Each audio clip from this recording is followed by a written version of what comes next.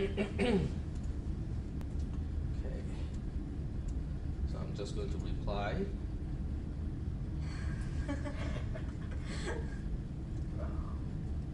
Let's say,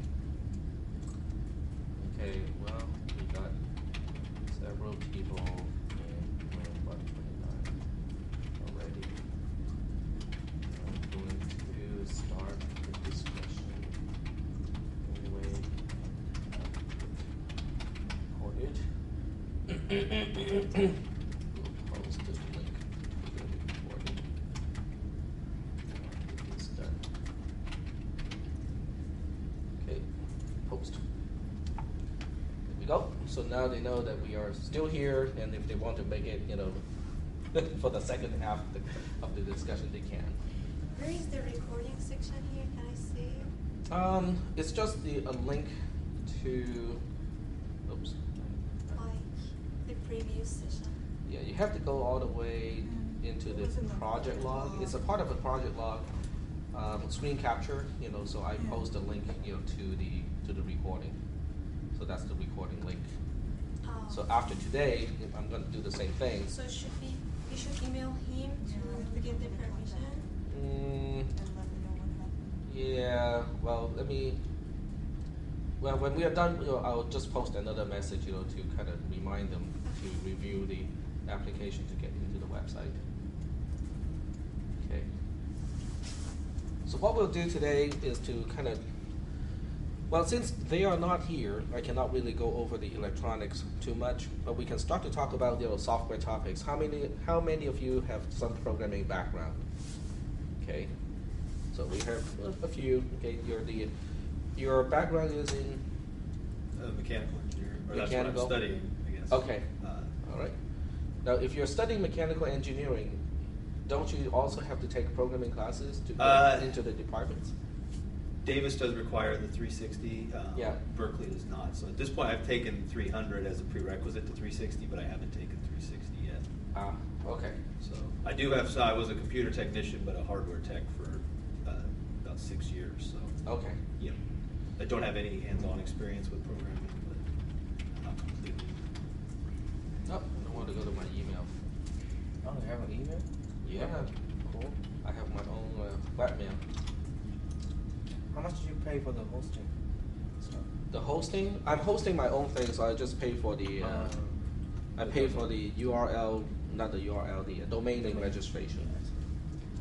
Okay, so let's see what we have here. We're not going to talk about anything that is MicroMouse specific, but we will talk about stuff that will be common between the MicroMouse project and the lightpen project. And before we go there, let me make sure the recording is working. Yep, it is recording.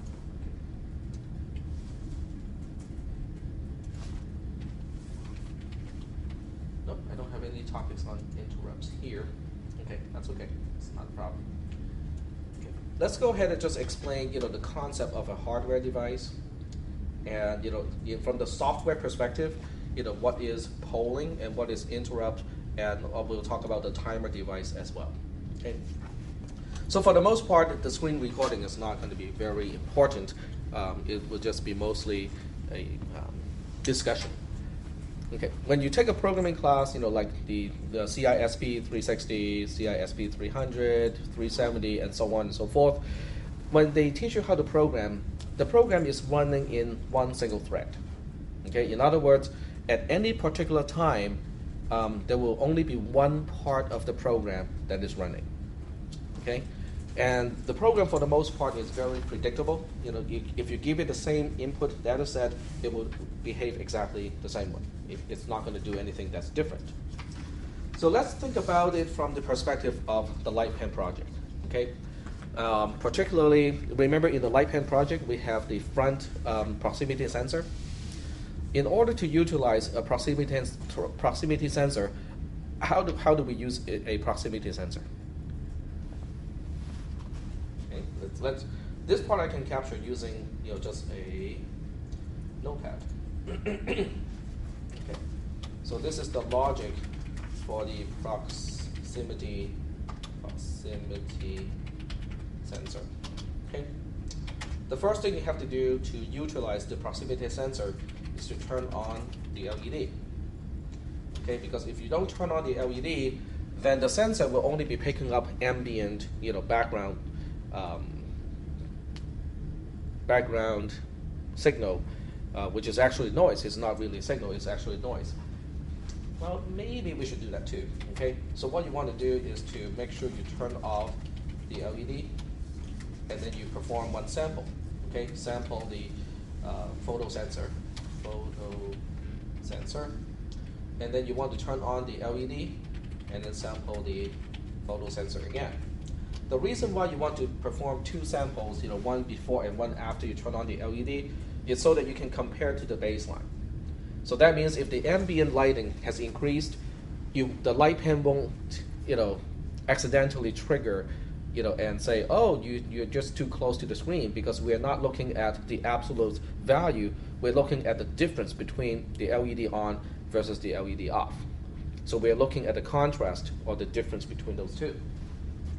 After you sample the photo sensor again, you want to turn off the LED again, because it won't be useful anymore. So now the question is, how do we perform this logic? Well, that's not too hard. Okay, we can just stick this whole thing into a loop. Okay, you would just say while blah blah blah, turn off the LED is off to begin with, so we can just assume that it is already off. Then we can say sample the photo sensor, turn on the LED, sample the photo sensor again, turn off the LED, go back to the beginning of the loop, and do this whole thing again. But that's not going to be very good. Why is it not a very good thing to do? Well, the first thing we want to do is to find out, how much time does it take to sample the photo sensor? In other words, if we have the photo sensor feeding into one of the analog to digital conversion lines, which means we are not just telling whether there's a voltage, we can actually tell where is the voltage, okay, what is the voltage at that pin. The sampling time of a ADAC, or analog to digital converter, is fairly long. Okay, it's going to be measured in at least hundreds of microseconds. Okay, so we'll say this one will take hundreds of microseconds. Okay, I use the letter U to mean micro, which is kind of like a convention when you use a text editor. When you turn on the LED, you cannot just turn on the LED and sample the photo sensor at the same time, because it takes time for an LED to actually bring to its full brightness. And the reason is, the junction you have to have time for the junction to work. And what is kind of interesting about LED is it actually has a behavior kind of similar to a inductor. Okay, surprisingly, yes, there's a momentum thing, because the light that it generates, it actually creates a feedback to itself. Okay, so you turn on the LED, and then you have to wait for easily 50 microseconds. Then after 50 microseconds, after the LED stabilizes at its maximum output, then you have to sample again. So once again, when you want to do a sample, it will take hundreds of microseconds. Then you turn off the LED. Turning off the LED is not a big deal. When you want to turn off something, it is usually pretty quick. So the question is, how frequently do we want to do this? Okay, how frequently do we want to do this? That's the question. Okay, do we want to do this as frequently as we can? Now, this whole thing, if I say the first one will take, let's say, about 500 microseconds, and the second one will take 500 microseconds, this means we can complete an entire cycle within a millisecond or so. If I can complete this entire thing within a millisecond, or let's say 2 milliseconds, how many times can we do it per second? 500 times, right? Okay, so if we do it 500 times per second, is that going to do us any good versus doing it 20 times per second? Tell me again, what are we sensing? Are we sensing a lead ball dropping, and we have to have a mechanism to catch it later on? Because in that case, timing is very essential, because it's gravity, and there's no such thing as I'll do it later. Because if you do it later, you fail. Okay, that's called a hard real-time constraint. In this case, it's not a hard real-time constraint, because we are looking at a light pen and someone is making the light pen closer and closer to the whiteboard, and when it's close enough, then the software has to register and say, okay, it is now touching. Turn on the IRED. Okay, that's the job of this particular circuit. So now the question is, how fast can that person put the pen on the screen and then start to draw something? Okay. Exactly. So most people, when they use a regular regular whiteboard marker, they would put this here and then they start. Okay. They don't just go like this. Okay. They always put it down and then they draw something. Okay. So even though this is a short amount of time, okay. So if I write down TAK, it seems like it's pretty quick. Okay. I put the pen down and then I write. But when you play it in slow motion, you will probably find out that the moment I put the pen down and paused, that's probably in the order of at least tens of milliseconds. Okay, and that has to do with how quickly can I do this? Not very quick, right? So that kind of limits how fast I can do this. Okay. So why would I want to decrease the frequency? Okay. Even if we can sample 500 times per second, okay, at a sampling frequency of 500 hertz, why do we want to reduce the frequency to say 20 times per second, or 20 hertz? What am I buying? Energy? Power. Yeah, energy. Well, energy is the right term. Okay. Energy is the right term, because if I do this, only 20 times per second, that means the on time of the LED is only 15 microseconds times 20, which is what? Is that 0.001 millisecond per second? Okay, so every second of real time, I will only be turning on the LED for 1 millisecond. The duty cycle becomes what is the percentage? It's 0.1% of all the time. Now that's really nice, because I don't really have to have any circuit to help me reduce power consumption, because the duty cycle is so short that the overall power consumption of the red LED for proximity sensing is not going to be significant. And then the other thing is, we will have the proximity sensor to turn on both sides. Okay, at least when the pen is not touching anything, we have to turn it on for both sides, so that when we use one side to touch a reflective surface, we know which side it is. Well, if I turn it on, or if I do the sampling as much as I can, the duty cycle of the red LED is going to be high enough that people can actually see the red color, or the red emission coming from the LED. At 0.1% duty cycle, people usually cannot tell. I mean, they can probably tell if you turn off all the lights. They can probably tell. But since we have a projector here, or a screen behind it, which is already running kind of bright, the chances are people cannot even tell that there's a red LED blinking. Okay, and that's why we want to sample it at a much lower frequency. All right. So now we have the rationale why we want to sample it at 20 hertz. And we kind of have the timing requirements for what we have to do every time we sample. What do we do with all the dead time in between? Okay, so the question now is, okay, here there are two questions. The first question is, how do we control the timing of sampling? In other words, when do I know it is time to start the next sample? The second thing is, what do we do between sampling? Because there's a lot of time between sampling. Those are the two questions. Well, for question number one, okay, the obvious answer to question one is to use some kind of delay loop. A delay loop looks like this. Okay, you have basically unsigned long int I, and then you say for I equals 0, I is less than some really big number, like 50 Okay, that's 5 million. Plus I, semicolon, and there's nothing to do in the loop. In other words, I am burning processing cycle to do nothing except to create a predictable delay so that I can, accomplish the delay of the sampling. Okay? Is that something that you want to do? The processor during this time is consuming, 7 milliamps, the whole time, except it's not doing any useful work. It's all just, changing a counter like that, and it's not really the best use of system resources. Okay.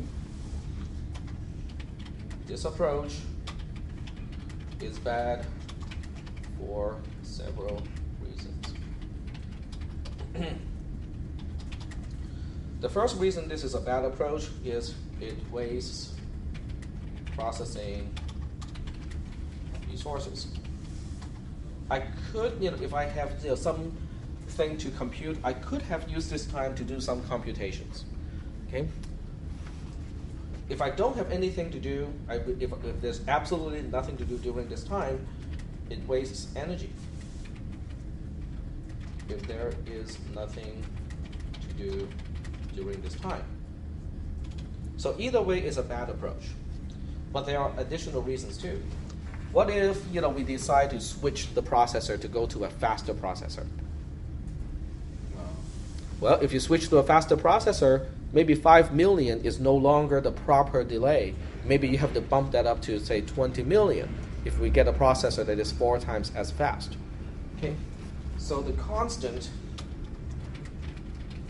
of the delay loop depends on processor performance.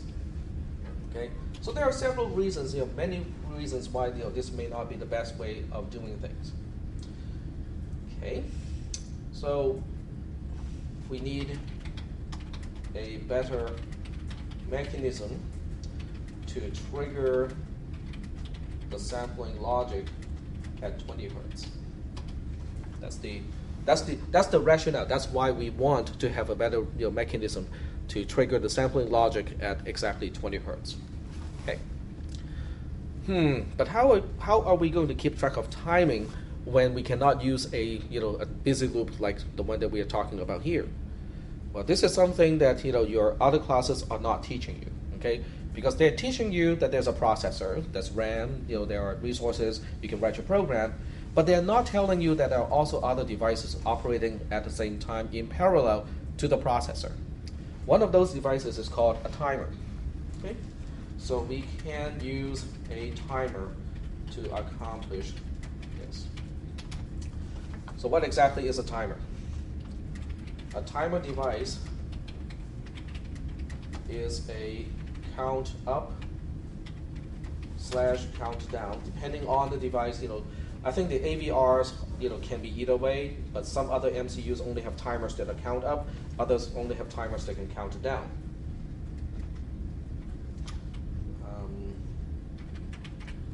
A timer device is a count up, count down device that can trigger an event periodically.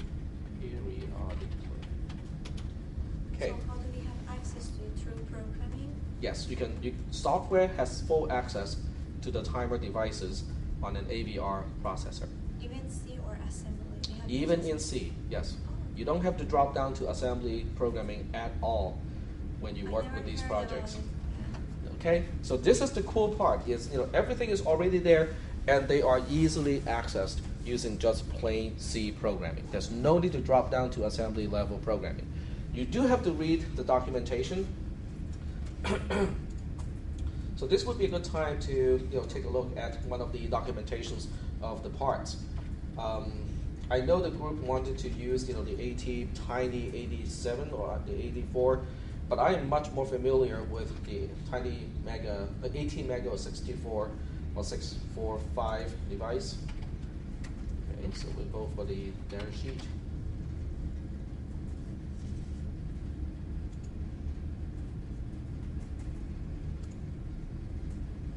This is also not something that you want to read, just for leisure, because if you look at the number of pages, they are typically about 300 something pages, so it's definitely not your usual bedtime reading.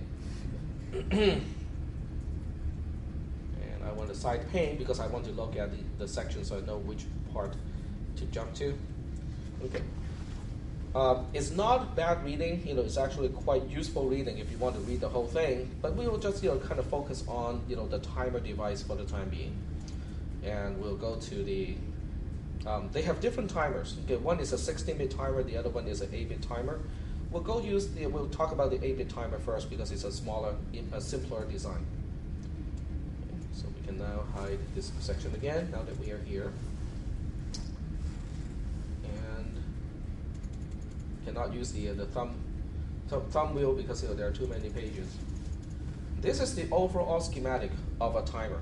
I know it looks kind of really complicated, but what it really is it's just a timer. It's just it's a counter. Okay, it's basically based on a counter. Let me bump up the. So what does the processor is doing when the timer is working? Is counting up or down?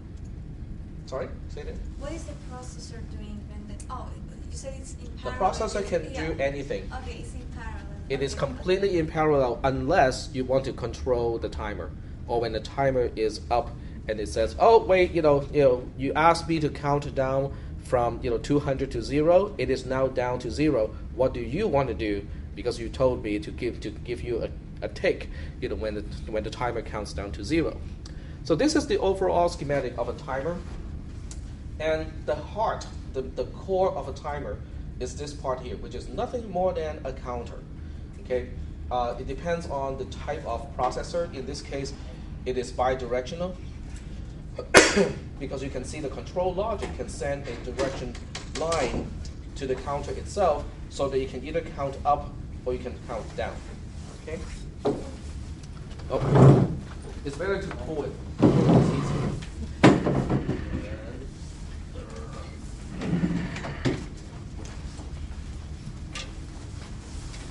Okay. So basically, this counter, it doesn't show the clock, in this picture, but the main clock of the processor also has a line to feed into the timer. And for every clock, okay, it can also do a division. We'll talk about that later. But there's basically a periodical, square wave feeding into the timer or the counter. It's basically the same thing. It's just for different purposes. It's called a different name. For every clock, this number TC, NT, and then the N refers to either 0 or 2 because timer 0 and timer 2 are about the same thing. Okay. But this construct here, you can look at it as a variable, if you will, in software, except the variable is updated by the hardware device called a timer, and it will keep changing in the background. Okay? So this will either you can either add one for every clock, or you can subtract one for every clock. This is a comparator. The comparator will compare to what they call an OCR, a overflow. There's a name for that. I cannot remember what it stood for. Overflow counter register or something along that line, but it is a static number. It's a number that you can store into this register here that does not change over time. Yep. Okay, when the counting is over, the timer will interrupt the processor, yes? Whatever it is doing, it will interrupt it. We'll talk about that later. Okay, that's a very good question. Actually, I got this part wrong. The timer is fed into one of these two, which is a comparison operation. So you will compare the number to 0. If it is 0, then this signal, the bottom signal, will be triggered. If it is going to 0 FF, then the top signal will be triggered. And also depending on whether it is equal to the OCR register, you can select one of these two as the input. But basically every time the counter, which is either going from 0, 1, 2, 3, 4, all the way up to 0 XFF or 255, or it starts from 0 XFF or 255 down to 0. But at some point it will cross over. Whenever it crosses over, it will give a tick to the control logic of the timer itself. The control logic of the timer itself will then trigger the TOV, timer overflow flag, which feeds into the processor itself. Okay, and this part here actually shows the clock selection. There's a prescaler that is available. This is an external pin that you can also put into the system to start the timer. But we won't be using this pin here, so we have to figure out where is the picture for the prescaler. From the prescaler, you have a clock signal, which is just tick, tick, tick, tick, tick. It doesn't have to run at the system clock speed, which is really fast. Because we are talking about the system clock speed. The system clock speed is before the prescaler. That runs at like 4 megahertz, 8 megahertz or so. The prescaler is basically a divider. You can slow down the 8 megahertz signal down to, let's say, 64th of that, okay, or 32nd of that. Usually it's a power of 2 because it's really easy to divide a frequency by a power of 2. So that's why the prescaler will be running at a much lower frequency compared to the system frequency, and as a result, the control logic will, this count signal is telling the timer to either go up or go down depending on the direction. Okay, so that's the basic idea of what a timer is. It's for our purposes, it's basically just a number that keeps incrementing or decrementing. But because the number is only an 8-bit number, it will cross over from 255 to 0, or it will cross over from 0 down to 255. Every time it crosses over, it will trigger this logic here, and this control logic will send a pulse to the TOVN signal, which will be interpreted by the processor. Okay, is that okay so far? The basic concepts. And this is a really nice block diagram, even though it doesn't show the rest of it, how it connects. So here, this part, it talks about the registers. We have the counter register itself, which is basically the number that gets incremented or decremented. We have the output compare. OC stands for output compare. We don't really need to use that one. Okay, that one is really useful for some purposes, but for what we are doing, it may not be necessary. And then we have the timer interrupt flag register. Okay. So Interrupt. we have these registers in the computer, but Not inside the PC, but inside the AT Mega okay, 645. inside this. 645 in this case. All Atmel AVR MCUs are very similar in terms of the internal constructs. So once you know how to work with one, the other ones are really about the same, if not exactly the same. Okay. All interrupts are individually masked with the timer interrupt masked register, or TIM-SK0. TIFR0 and TIM-SK0 are not shown in the figure. So they're basically individual flags to control, do we want to pay attention to those events? The events will get generated anyway, okay? But sometimes you may not be interested in a particular event, and you can say, oh, don't bother me when this event happens, because I'm not interested in that one. So this particular timer device gives you a lot of flexibility as to what event do you want to pay attention to. Okay. Yep, good question. If we run two processes in the same time, Yes. how can the timer keep track of both of the two? Because the timer is not the processor. It's kind of like, I don't know how many of you cook in the kitchen, okay? When you cook in the kitchen, you know that sometimes you have to set a timer, because I have to flip, the sunny side up in 2 minutes, okay? So what you do is you go to your oven, or you have an individual timer, right? You set up the timer to 2 minutes, okay, and then you walk off and do something else. Yeah. You are the processor. Here's the timer. So that value, that timer is the value is gonna put in the resistor. Right? Yes, you have to program the timer first. Okay? Okay. In other words, when you pull the timer out of your drawer, you have to either turn the dial to 2 minutes, Okay. or you have to set up the digital interface and say, okay, I want to specify 2 minutes, right? As soon as you press the start key, and there's a particular key, quote-unquote key in an electronic timer as well, then the processor can say, okay, I don't have to pay attention to the timer anymore, because the counting down or the counting up is independent to the processor itself. So as a processor, as the chef in the kitchen, I can now walk away and start to do something else. Okay, I can chop, vegetable or meat or whatever. When the timer, goes off, Then I say, oh, that's right, I have to go do something else. So I have to kind of put down whatever I, was doing, go back, turn off the timer because it would keep beeping otherwise, and flip the, sunny side up. Potentially start the timer again because I might want to flip it one more time, and then I can return to chop my meat. Okay. Right? So what if that task is more important than like? You can turn off the timer. You can put an earmuff.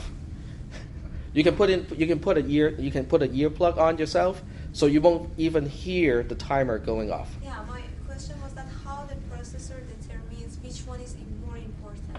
That is your software. You have to determine that. Okay, the processor has a native prioritization of all the interrupts. So between the fire alarm, the timer, the often telling you something has reached a certain temperature, they're all prioritized. So the fire alarm will take precedence first. Okay, so if the fire alarm goes off at exactly the same time your oven tells you, oh, the set temperature has been reached, you can now put a pizza in it, you will have to pay attention to the fire alarm first. Okay, that part is completely hardwired with the AVR. This is not programmable. But the chances of two events happening at the same time is actually fairly rare.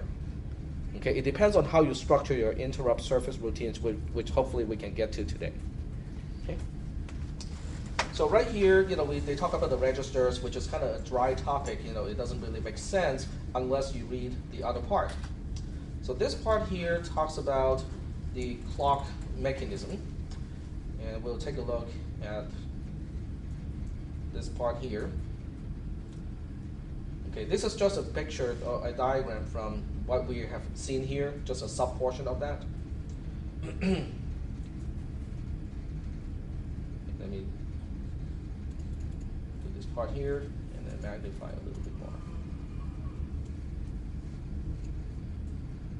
So once again, we don't care about TN. TN is an external signal that you can also use to trigger the system. When you use TN, it is you are using the timer as a count up timer. This is what you use when you want to turn it into an ultrasound echolocation device.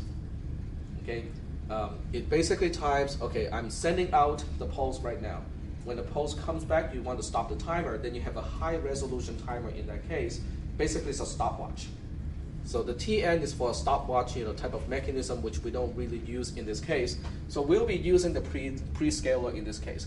The prescaler has a particular frequency, after scaling down the main clock frequency. So that becomes your clock TN. Your clock TN goes into your control logic. The control logic will take a look at, do you want to count up, excuse me, I take it back. The control logic will determine the count direction, which means are we counting up, counting down. It will reset the counter to 0 when it is time to do it, and it will also send the count signal itself is also a square wave.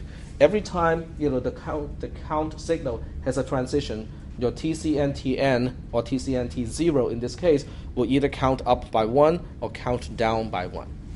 So the big question is not this picture. We have seen this picture already. The big question is, how do we go program the prescaler? Because that can also change the time scale of your timer, what kind of time it can handle. And if you remember a little bit earlier, it actually has a link to the prescaler mechanism right here. And I'm just not open a new window. Maybe that's a better thing because I can now switch between the two windows. Okay. The timer can be clocked directly by the system clock by setting these particular bits to a 1. We'll talk about those bits later, but you can use the system clock as the direct clock into the timer. But that's a really fast clock, okay? Because the system clock can clock as fast as 10 megahertz. If you look at 10 megahertz and divide it by 255, it still gives you a really high frequency in the end. And that's not something that we want to do most of the time. Okay, we can do some calculations here and turn this to scientific mode. So we are talking about 10 to the power, where's the exponent of? Is that X1? X1. That one. before it, one to the left of that. No, it is this one. We're using the scientific notation. So we have 10 megahertz divided by 256. So that will still give you a frequency of close to 40 kilohertz, which is not even close to 20 hertz, because remember, we want 20 hertz only. Okay, the processor only wants to be reminded every 20 milliseconds, say, hey, it's time to take a look at your proximity sensor again to see if there's anything or see if it's touching the screen. Okay, so right here in the same paragraph, it talks about how that clock can also be clocked down by 8. Okay, you can divide the main frequency by 8. You can divide the main frequency by 64, 256, or 1024. Okay, so if we go back to the calculator here, if we divide this by 1024, it's about right. Okay, still not 20, but it gets close enough. So let's say we divide this by what was it? 1024.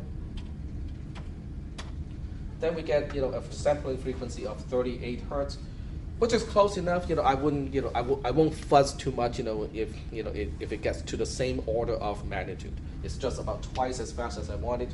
But the power saving is still phenomenal. Okay, the additional power saving is not worth the trouble. Do we have any questions about the concept of a timer and how it fits into the picture of the lightpen project? No questions? Okay. And we don't have to talk about the external clock source because we're using the internal, the main processor clock itself in this case.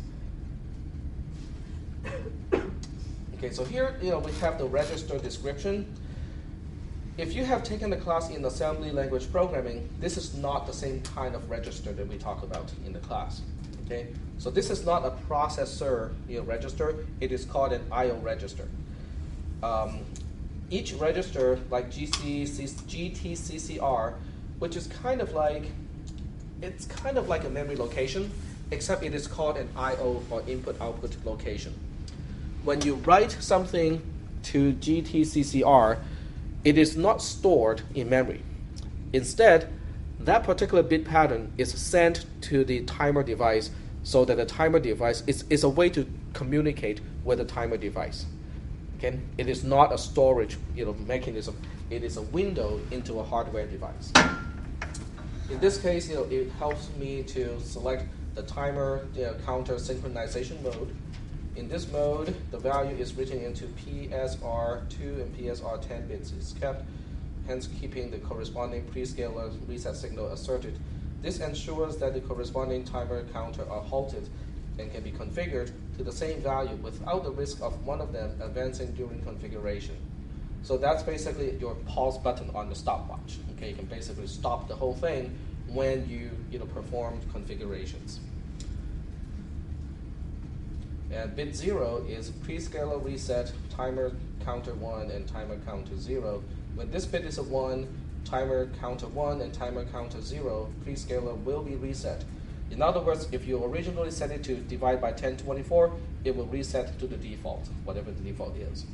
This bit is normally cleared immediately by hardware, So this is something that we normally don't really have to deal with.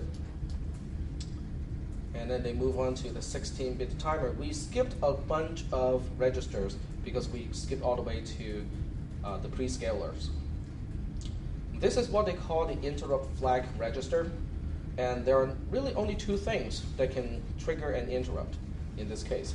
So the timer has two particular ways to trigger an interrupt, or in other words, two types of events. One type of event is the timer is overflowing, and it overflows. Let's see here, what is it saying?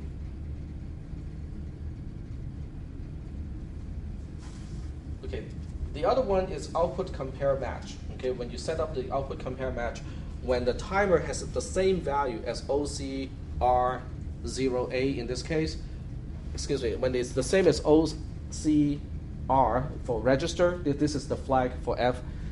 But when the when the output compare register has the same value as the counter, then it will cause an interrupt. It will say, oh, here's an event.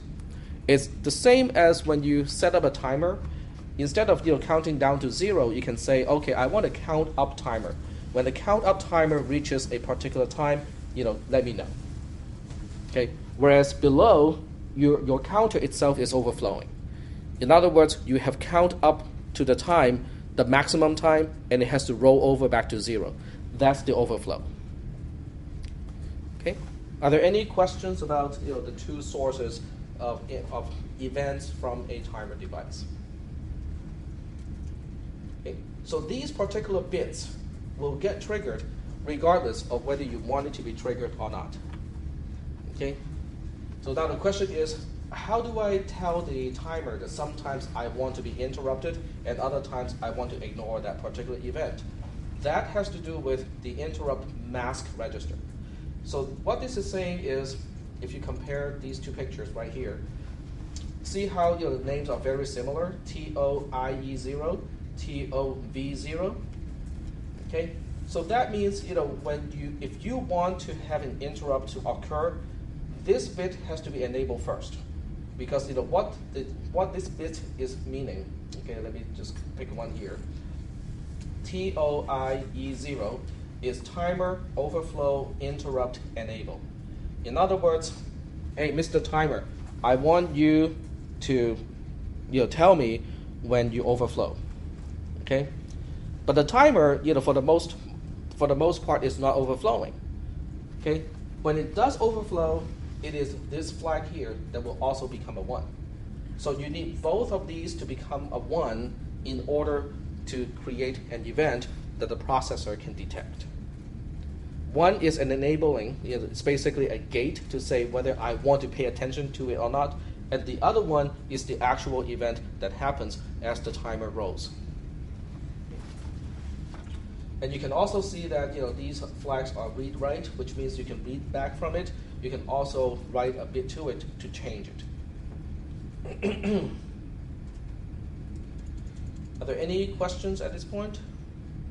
OCR0A, I don't think we have to use this one. It does give you a way to kind of program the timer, but it's not something that we really have to deal with. This part here talks about the clock division. If you want to use 10/24th of the main frequency, then you have to make sure CS02, CS01, and CS00 are 0, 1, 0, and 1 respectively. And each one of these is a bit, okay, within a byte. And the byte is in this particular register is the timer counter control register, and we are talking about the least significant 3 bits in this case. Okay. In other words, each I/O register is nothing more than individual bits. Each individual bit will control a particular aspect of a particular device. In this case, it's the timer. So when you want to change the behavior of your timer, you have to write individual bits, particular bit values into those bit locations. Do we have any questions about the main concept of how to set up a timer so that the timer will basically interrupt at about 40 hertz in this case? No? Okay. The detail is a lot. Okay, there's a lot of detail to it. There's a lot of stuff to read, and you have to test to make sure everything is working. The best part about using the AVR is there's a program called AVR Studio. AVR Studio is a emulation software. So that means you can actually write your program. Okay, you can write a very simple program to change the bits inside these I/O registers and start the timer to clock. And when the emulated device actually has a timer event, it will trigger the timer interrupt. And then if you specify your own interrupt surface routine, it will get executed. So you can debug this kind of logic completely without any purchase of hardware. And AVR Studio is also a free program. So that means you can actually start to play with the software aspect of using a timer without having to spend a penny. Okay? Now, AVR or Atmel, which is the company that made the AVR MCUs, is not really in the business of giving free stuff away. They do this so that they can outcompete the other MCU manufacturers. Okay, let's say Motorola has an equivalent part to the AVR part here, but Motorola wants $2,000 for their professional emulation software, whereas AVR or Atmel says, oh, it's free, you guys can download it for free and just play with it. Don't you think the free software is going to give the company an edge when their main source of revenue is from the sales of the hardware and not the software? Okay, and that's why the software itself is free. Well, AVR Studio cannot run on Linux. Yeah, that's the sad part. I had to use GDB. Yeah, GDB has an GNU. Yeah, GDB has its own emulation backend that you can hook up to the GDB. The problem is, they have a big time lag, to support newer devices. Yeah, that's the problem of using open source in this case. I'm trying to. They have something called the AVR Virtual or something. Mm-hmm. It's kind of it's still a common line software. Yeah, But, it's the emulator of the AVR I'm processor. trying to play around, but still. Yeah, that stuff has been floating around for a long time, and it has yet to reach a maturity to really be used, in industry. Mostly because when Intel Atmel comes up with a new part, it takes a long time for the new part to be added to the emulator. Whereas AVR Studio is always up to date because it's coming from the same company. Can we run it right now and see how it works? I cannot install anything on this computer, so I can't really do that. I can try to run it on the laptop, but it will be really slow, on the laptop computer, because it's a software emulation. In other words, your Intel processor inside the PC is running the software to emulate the actual hardware, including the timer, all the devices of an AVR device. So it's going to run very, very slow, with my laptop computer.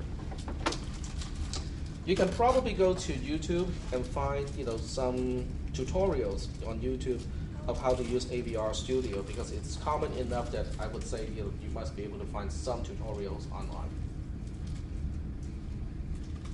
But it's really cool because if you combine AVR Studio with AVR GCC, then you have a complete solution, because one is a compiler, and the other one is a software emulator. So you can now compile C programs to an executable and load the executable into the emulator to perform source level emulation.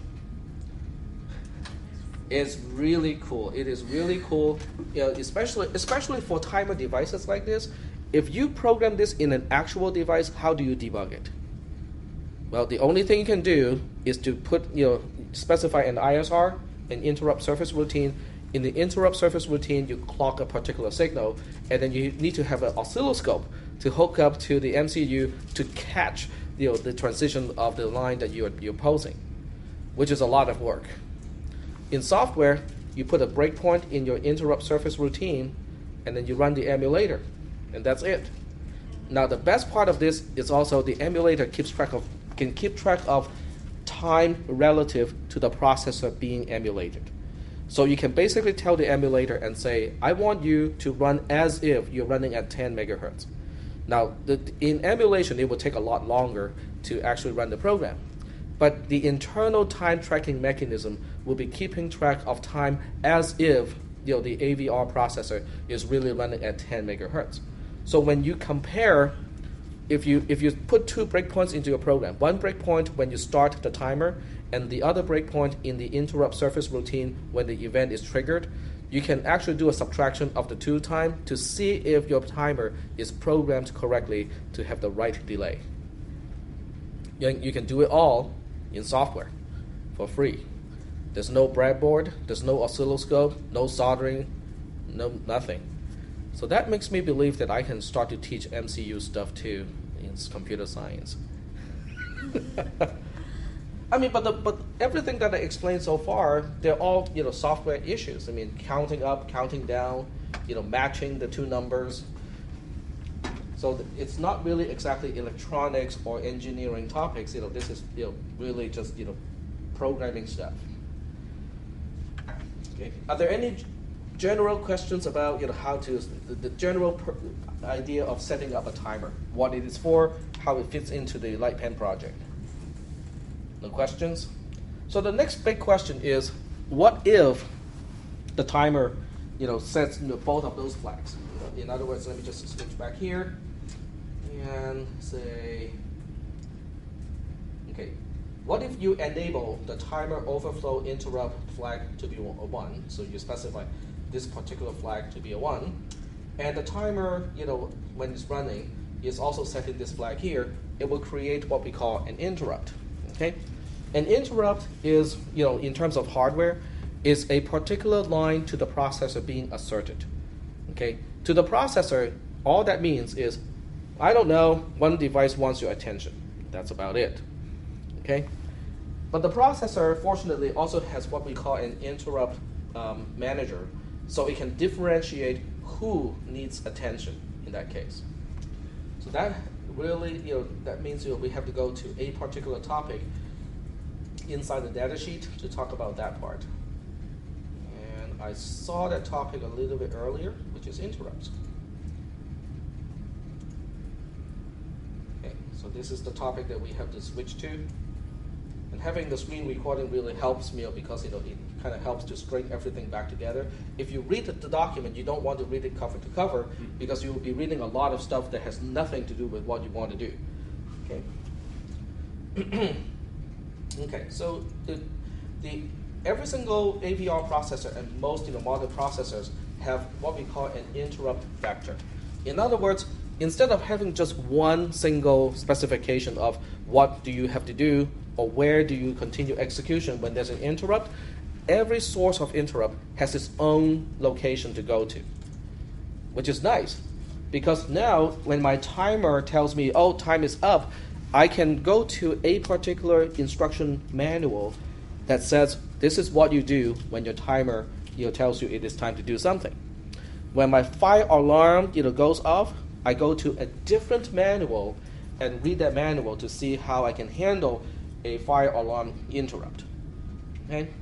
When my oven tells me, it has reached the set temperature, I have yet another manual to tell me what to do when my oven tells me that it has reached a particular temperature. And that's basically what we have here with an interrupt vector table. And these entries are all defined, they're off by 2 because every single interrupt vector requires 16 bits or 2 bytes. And these are all byte locations. Hello. And if you look down this table, you will find, I did the mistake again. I used the scroll bar. Now we are way off. Interrupt, where is it? Right here. Okay. So we'll go ahead and try to find timer 0 overflow and timer 0 compare match. If I am only going to pay attention to the overflow event, I have to go to this location and specify the address of a subroutine, and that subroutine will be called, quote unquote, by hardware when the timer has an event, or when the timer overflows. In this case, it's very specific in this case. Are there any questions about this part? Yeah, but we don't know how we can just apply it in the software. As far as the concept is clear, but how we can do it. That's a good question. Okay, so the question is, okay, now that we understand the concept, how do we specify what program, what code to run when the timer overflow flag, when the timer overflows? That's your question, right? Yeah. The best way to look for that, would be Google. I mean, Google has, a lot of links already to teach you how to do interrupt surface routines or how to specify your own interrupt surface routines. Not going there, we can also go to, let me see if I can find, stuff on my own website. I'm going to do that. because my timer surface routines are all kind of specific already. Let's go to Google and see if you can find any sample programs. I'll bet you can find something here. So AVR, timer, ISR. Okay. Newbie's Guide to AVR Timer. How's that? Okay.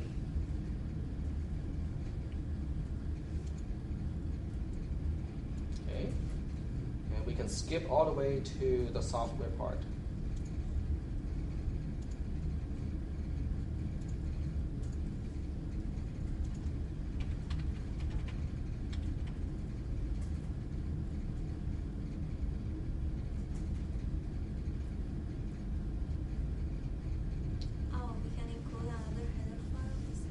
Yeah, you have to include a header file so that these names are defined.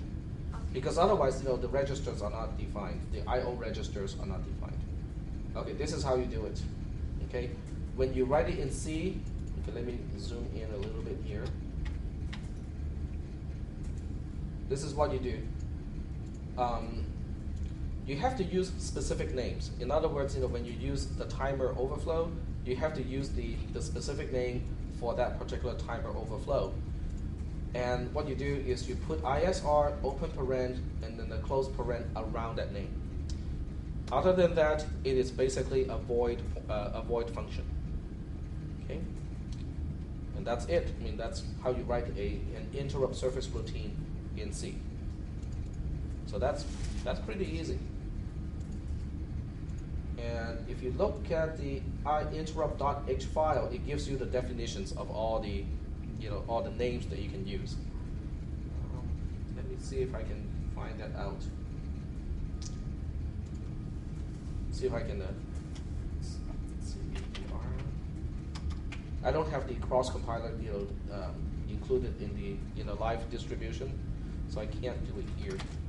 I can go to my own website to see that.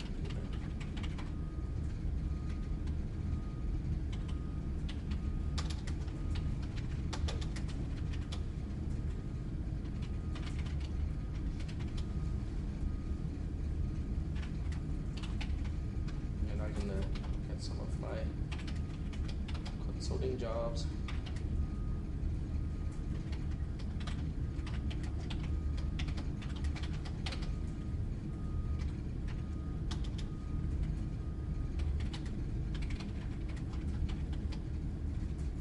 Nope, I don't even use interrupts. And that's because this thing ties into a real-time kernel instead of using the interrupts directly.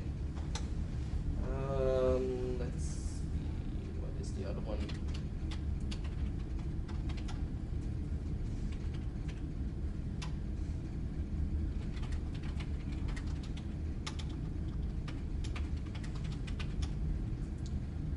Okay, we have a few here. Test timer would be a good one, I think.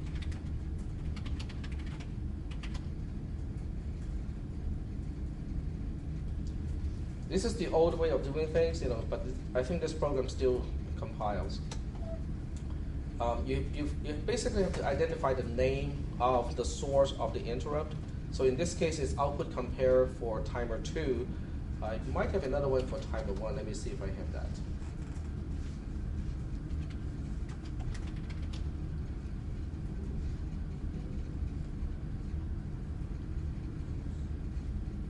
Shutter.c may do it. Oh, this one uses timer 2. I don't have anything that uses timer 0. But the mechanism is basically the same way. And this one doesn't even use an interrupt, so never mind that.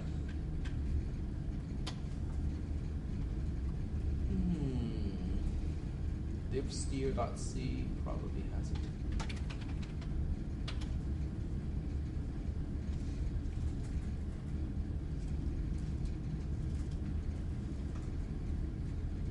This one will be very related, when we get to the micromouse project. That's not what we want. I'm just trying to find out test timer 0. Okay, that's it.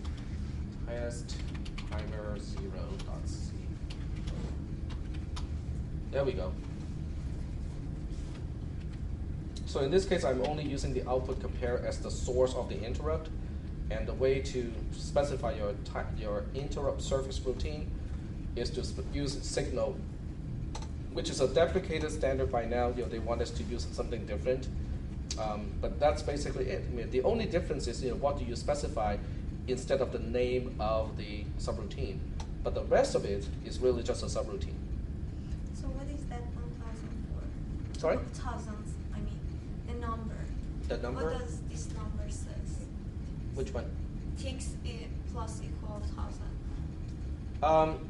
Ticks is a timer that is a number that I use to keep track of milliseconds. So every time the timer interrupts, I increment the time counter by 1,000 because I'm basically keeping track of time. I'm using it as a clock. Yep. And here's the overflow. So I'm capturing both the overflow and the output compare in this case. And the way you set up the timer is like this. You basically, this is the old way of doing things. There's a much better way now, to do the same thing. Basically, you just look at the TIMSK and the TSSCR0 to control the timer behavior. Any questions at this point about the concepts? No. So what we'll need in this case, now it's not really quite as simple as it seems here, okay? The reason why it's not quite as simple as it seems here is if I go back to the document here, what do we have to do every single time the timer tells us it's time to do something? We have to do these 4 things, okay? We have to sample the photo sensor first to see what is the dark light level, and then we turn on the LED. Then we have to wait 50 microseconds because it takes 50 microseconds for the LED to become fully active and the sensor to pick that up. Then we have to sample the photo sensor again, okay, to see what is the light level when the LED is on. Then we have to turn the LED off because everything is done. So that completes one sample sequence. I cannot put this code or the equivalence of that code into the timer interrupt itself. I cannot put it here. Can anyone kind of guess why I cannot put it there? How much time do you think that will take? It will take hundreds of microseconds just to sample the photo sensor the first time. It will have to wait 50 microseconds and then sample, which is another hundreds of microseconds again. Now, when you talk about microseconds, it's a really fast thing. I mean, hundreds of microseconds will get past just like that. But when you are the processor, you can execute 10 instructions every microseconds because this is a really fast processor. It can do 1 instruction per clock. So you're still wasting a lot of processing resources if you're stuck in the ISR just waiting for things to happen. Okay? So in this case, what we need to do is to say, okay, but if we don't do something like this, how do we sample the photo sensor? So that means we have to look up another portion of the technical manual. And the section that we need to look up now, which is also related to interrupt surface routines, is this part here. If you look up this document, it will have one portion to talk about the ADAC, or the analog to digital converter, which is section 23 in this case. Oh, you guys have to go? Yeah. Okay, that's fine. Do you have to go like right now, or you have a few minutes? Maybe 2 or 3 minutes. Yeah. 2 or 3 minutes? Okay, that's good. Okay, so the only thing I want to say is the ADAC is a very slow device. Okay, it takes time to do an analog to digital conversion. So what you do is you do exactly the same thing. You say, hey, Mr. Analog to digital device, I want you to start, conversion. I want you to sample and start the conversion now. But I know you're a slow poke, so I'll just leave you, to do your job. Let me know when you're done, and then you go off. You go off, you do things, When Mr. Analog to digital converter is done, he will come over and tap your shoulder and go, I'm done. Here's the number. Okay. So once again, what concept are we going to use? Interrupts. Okay. So the timer interrupt is going to be quite interesting because it has to keep track of the state of the system. Okay, if you're in one state, when you trigger the timer, it will say, okay, I'll just go ahead and tell the ADAC to turn on. Then I'm going to walk away. Okay, the ADAC will in return, do the sampling, and then it will interrupt the processor and say, oh, I'm done. Okay, when the processor gets control that time, it will say, okay, I have to change the state of the system because now I have just gotten the light level when the LED is off. Okay, the processor then will say, okay, I'm going to turn on the LED, and then it will set the timer again, but this time only set the timer to 50 microseconds. Then the processor walks off again and do something else. 50 microseconds later, the interrupt happens again. And then you have to look at your current state to decide what to do next. Because this time, the state tells you that it's time to turn on the ADAC again because you want to measure the light level when the LED is on. So what you do is you turn on the LED. I think I got the order reversed, but I think after the 15 microseconds, you should start the ADAC again. Okay? So you tell the ADAC and say, okay, start sampling and wake me up when you're done. Then you go off, either fall asleep or do something else. When the ADAC is done, it will interrupt you again. You come back and say, okay, now I have the value of the light sensor when the LED is on, right? And you turn off the LED. Now you can specify and tell the timer, don't wake me up for the next 20 milliseconds. Okay? But if you do things this way, then every time you're in an interrupt surface routine, there's only about this much stuff to do. Okay, which is technically speaking the best way to do it. You don't want to have to spend more than, let's say, 10, 15, 20, or 50 microseconds inside an interrupt surface routine. Okay, so next time, I guess when we come back, we can talk about how to keep track of a state machine, and it's nothing more than a big switch statement in C. Yeah, the term sounds really, kind of complicated and technical, but when it boils down to software, it's basically switch statements inside a gigantic switch statement itself. Okay, and then we'll talk about that next time. Could you please tell them to enable us to access these videos so we can go over them over the weekend? Okay. Yeah. I don't know what is the deal because I don't want to tell them what to do, but at the same time, I want you guys to also have access to it. Yeah, because I was searching in Google, putting my days, lots of stuff. Okay. So let me do that right now. I'll stop the recorder and then